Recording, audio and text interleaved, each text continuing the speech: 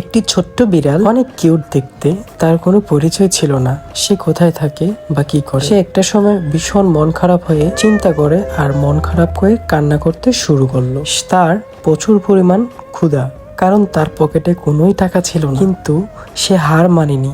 সে চিন্তা করলো যে এত কান্না করে কি হবে, আমার কিছু একটা করা প্রয়োজন। ফলে অবশেষে সে বৃষ্টিতে রোদে পানি গিয়ে হাঁটতে হাঁটতে একটি বাজারে গিয়ে দাঁড়ালো এবং কি সে একটি বাজারে কাঁচা সবজি বিক্রি করতে লাগলো। সে কিছুক্ষণ অপেক্ষা করার পরে দেখে যে সবজিগুলো বিক্রি হচ্ছে না, কিন্তু বৃষ্টি বানে ভিজে সে সবজিগুলো অবশেষে বিক্রি করতে শুরু করলো এবং কি তার কাছে অনেক পরিমাণ টাকা আর্ন করলো। সে এগুলো নিয়ে সে চলতে শুরু করলো এবং কি তার মনের মতো করে খাবারগুলো তার কাছে নিয়ে আসলো এবং কি বিড়াল কেকটি সে সুন্দর করে সে খাওয়ার চেষ্টা করলো এবং কি তার সফলতাগুলো আস্তে আস্তে এভাবে এগিয়ে গেল। কেমন হলো বন্ধুরা, অবশ্যই কমেন্ট করে বলে দিবেন আর সাবস্ক্রাইব তো অবশ্যই।